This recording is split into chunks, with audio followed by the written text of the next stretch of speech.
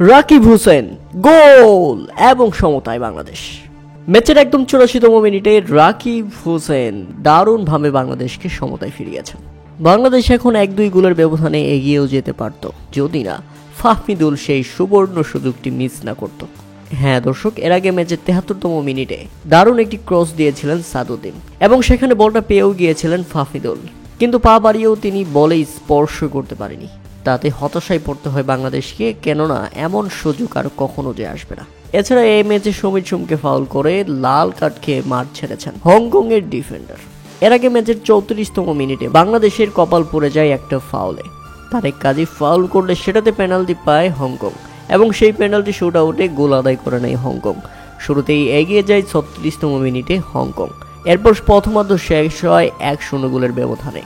দ্বিতীয়ার্ধে দারুণভাবে অ্যাটাক করতে শুরু করে বাংলাদেশ।